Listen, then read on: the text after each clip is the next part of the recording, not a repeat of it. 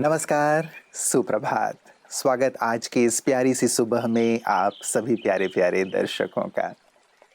मित्रों, जीवन के लिए कहा जाता है कि जीवन में हम आज जो भी हैं या कल जो भी होंगे, वो अपने विचार के कारण, अपने संकल्प के कारण होंगे।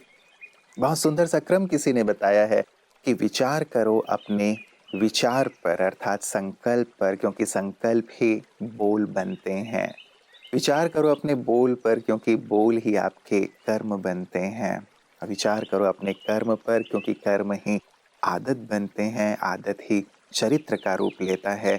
और विचार करो अपने चरित्र पर, क्योंकि चरित्र ही फिर आपकी डेस्टिनी बन जाती है, आपका भविष्य, आपका भाग्य बन जाता है।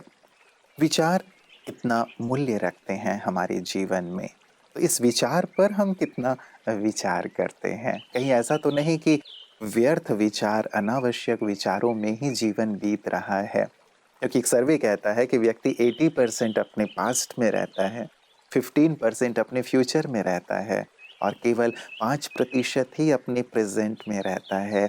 तो विचार करें, हम किस प्रकार के विचार करके अपने जीवन का निर्माण कर रहे हैं। और इसी विचार पर केंद्रित है आज का सुंदर सुवाक्य। आइए सुनते हैं। ओम शांति। नमस्कार।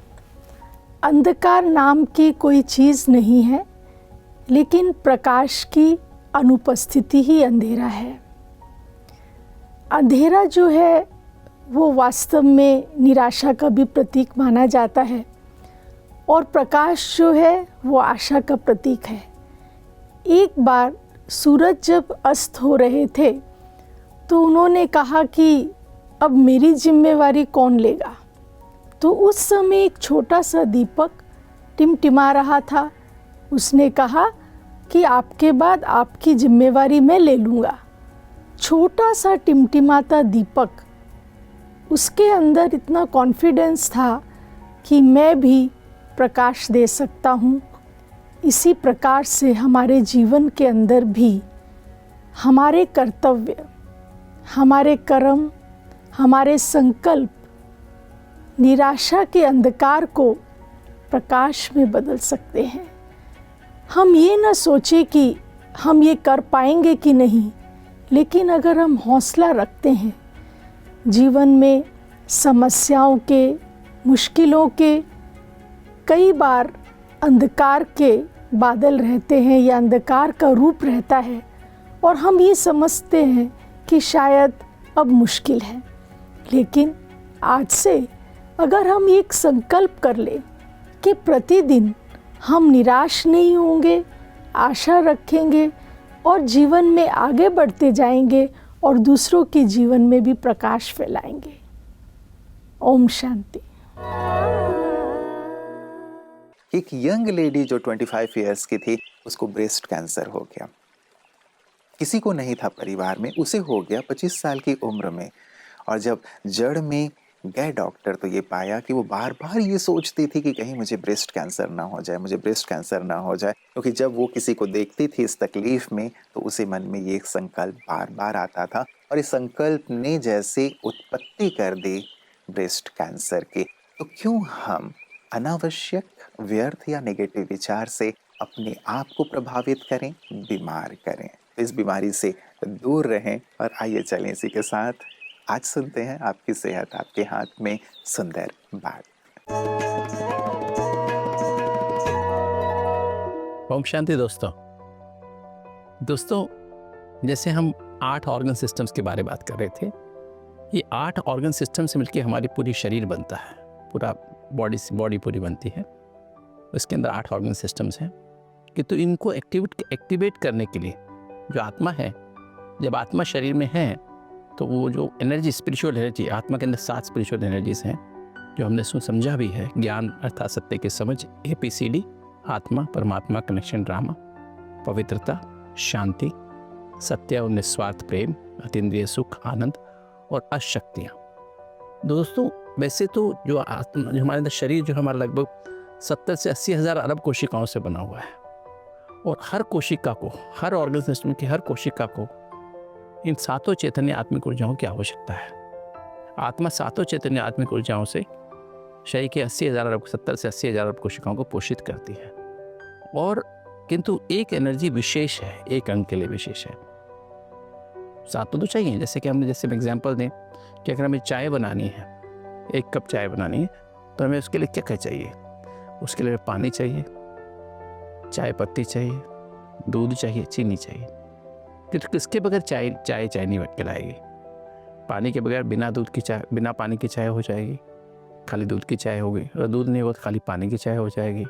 और चीनी नहीं होगी तो चीनी के बगैर चाय होगी। तो चाय पत्ती के बगैर चाय नहीं बन सकती। इसी तरह से एक विशेष एनर्जी बॉडी के एक अंग के लिए आवश्यक है। जैसे हमने पहले भी शेयर किया, ब्रेन हमारा नर्वस सिस्टम है, उसके लिए हमें ज्ञान की आवश्यकता है।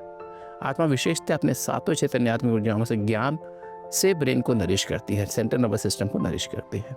जितना अधिक ज्ञान की हमारे अंदर समझ होती है, ABCD की समझ होती है, ड्रामा का हमें विशेष ज्ञान होता है। हम बातों को फुल स्टॉप, जो भी हमारे साथ बीत गया या अभी तक बीत हो रहा है, उसको फुल स्टॉप लगाते हैं। जितने सत्य में टिक करके परम सत्य पावर हाउस से अपनी बैटरी चार्ज करते हुए कर्म करते हैं, उतना ही हमारा ज्ञान अर्थात सत्य की समझ से हम हमारी IQ, EQ, SQ, HQ और AQ अर्थात हमारी जो है intelligent quotient, emotional intelligence, spiritual intelligence और हैप्पीनेस क्वोशिएंट और हमारा एडवर्सिटी क्वोशिएंट, ये पांचों जो विशेष हायर ब्रेन की एनर्जीज हैं, हायर ब्रेन की फैकल्टीज हैं, वो ठीक से काम करती हैं और हम लाइफ में सदा अपने हर काम को एफिशिएंटली कर सकते हैं दोस्तों। तो दोस्तों अभी हम समझेंगे अगले एपिसोड में कैसे और आत्मा कौन कौन सी एनर्जी किस तरह से हमारे बॉडी के ऑर्गन सिस्टम्स को नरिश करती हैं। ओम शांति। एक मशहूर डॉक्टर एक प्राइज मिलने के बाद अपना उद्बोधन दे रहे थे और उन्होंने ये बात कही कि मेरे पिताजी बहुत शराबी थे और उनके शराब पीने के कारण मेरा जो भाई था उसने भी शराब पीना शुरू कर दिया, उनकी तरह ही लड़ने झगड़ने लगा और अभी वो गांव में कहीं भी सड़क पे पड़ा रहता है शराब पी के। उसी पिता से मैंने भी एक प्रेरणा ली, एक संकल्प लिया कि मुझे शराब नहीं पीनी है, मुझे अपने जीवन को स्पॉइल नहीं करना है, लेकिन बड़ा बनना है, ऊंचा बनना है। और आज मैं डॉक्टर हूँ। तो हम पर निर्भर करता है कि परिस्थितियों से हम कैसा चिंतन या संकल्प अपने जीवन के लिए लेते हैं। और हमारे विशिष्ट जन इसीलिए विशेष हैं क्योंकि उन्होंने परिस्थितियों को, लोगों को, बातों को अपने ऊपर हावी नहीं होने दिया, लेकिन स्वयं अपने विचारों से आगे बढ़ते चले गए। और उनके इन्हीं अनुभवों का हम लाभ लेते हैं विशिष्ट जन की बातें विशेष में। आप ब्रह्मा कुमारी ईश्वरीय विश्वविद्यालय में आए, ये आपका पहली बार आना हुआ। यहाँ पर बहुत कुछ देखने को मिला होगा। आप यहाँ पर एक कॉन्फ्रेंस के मुख्य अतिथि के रूप में आए।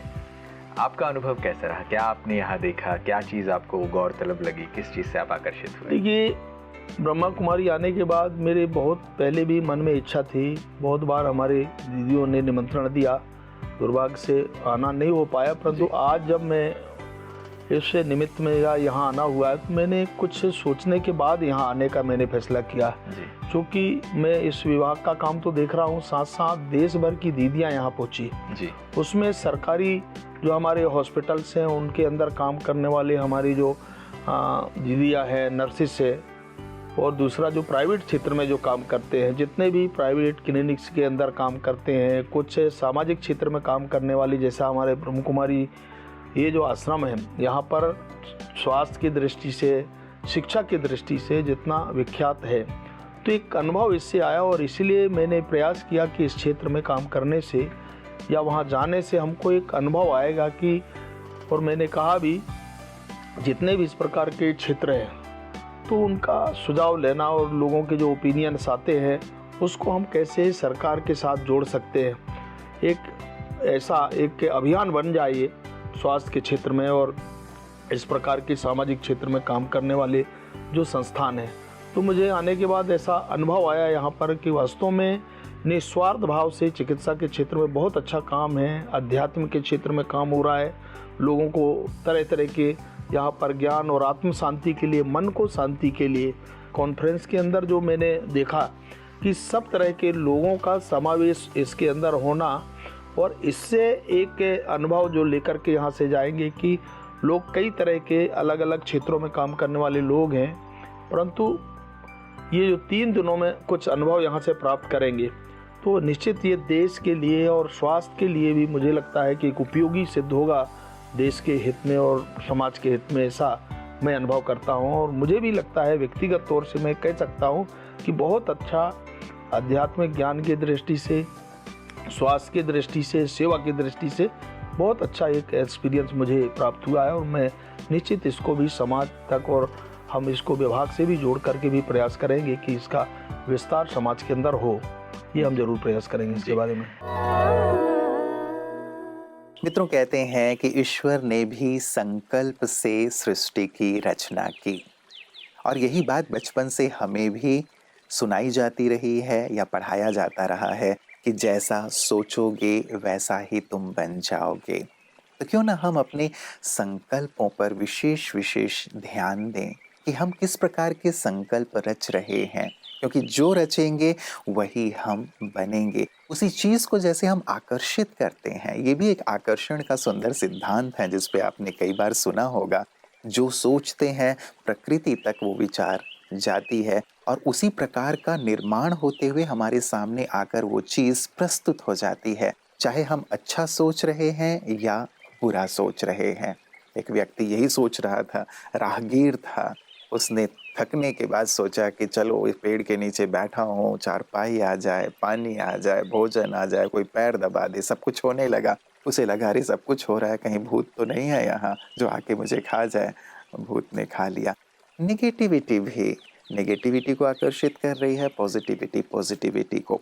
हमें ये देखना है हम अपने जीवन में क्या चाहते हैं। आप सभी बुद्धिमान हैं, पॉजिटिविटी को ही पसंद करेंगे और जीवन को श्रेष्ठता की ओर ले चलना पसंद करेंगे। तो क्यों ना अपने विचारों को हम सकारात्मक और श्रेष्ठ बनाएं, ताकि जीवन सफलता की सीढ़ियां चढ़ती चली जाए। तो ढेर सारी शुभकामनाओं के साथ और विश्वास के साथ कि आप अपने कदम को सफलता की ओर बढ़ाएंगे, उत्कृष्टता की ओर बढ़ाएंगे, पॉजिटिविटी की ओर बढ़ाएंगे। आज के लिए इजाज़त ले रहा हूँ, कल पुनः मुलाकात होगी। अपना ख्याल रखिएगा। नमस्कार। ओम शांति।